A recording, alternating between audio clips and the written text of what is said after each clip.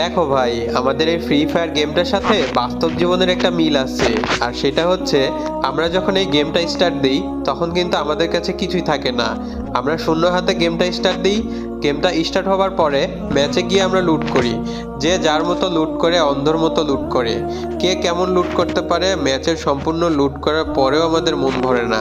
আমরা মনে করি আরও লুট করি, কিন্তু লুট করতে করতে আমরা এইটাই ভুলে যাই যে আমাদেরও এক সময় মরতে হবে। আর আমরা মরে গেলে এই কষ্ট করা লুটগুলো অন্য কেউ নিয়ে নিবে। আর আমাদের বাস্তব জীবনটাও এই রকমই। আমরা যখন এই পৃথিবীতে আসি তখন আমাদের কাছে কিছুই থাকে না। আমরা তারপরেও দুনিয়ার মানুষের সাথে চিটিং করে, বাটপারি করে, যে যার মতো টাকা কামায়, অনেক টাকা কামায়। টাকা কামাতে কামাতে আমরা এইটাই ভুলে যাই যে আমাদেরও এক সময় মরতে হবে। আর আমরা মরে গেলে আমাদের সঞ্চয় করা জিনিসগুলো অন্য কেউ ভাগ করে নিবে। আর তোমার কাছে থাকবে শুধু 3.5 হাত মাটি আর কাফনের কাপড়।